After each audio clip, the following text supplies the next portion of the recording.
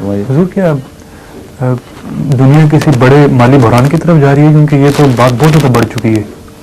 سودی نظام کا سفر ہمیشہ مالی بحران کی طرف ہوتا ہے، یہ قطعی بات ہے.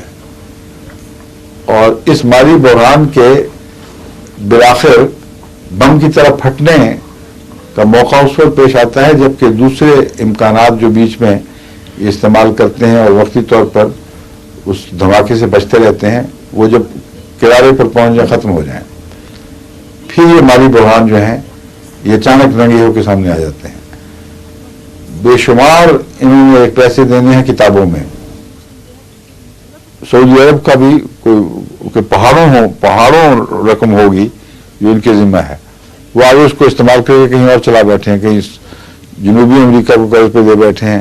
اب جنوبی امریکہ کی ساری تجارت فیل ہو جائے، جو وہاں مالی بحران ہونا کوئی بعید بات نہیں ہے، تو عملاً ان کے بینک بھی دیوالیہ پہ ہو جائیں گے، اور جب وہ دیوالیہ ہوں گے تو سعودی عرب کی ساری دولت مٹی ہو جائے گی. تو اس طرح بحران کا سلسلہ زنجیر در زنجیر آگے بڑھتا ہے، اور اس واقعہ سے پھر اور کیا قیامت برپا ہوگی.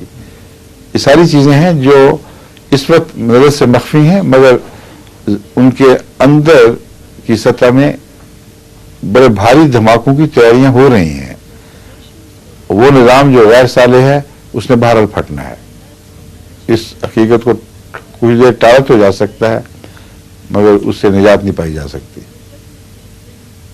یہ وقت ہو گیا، 1 منٹ رہ گئے صرف.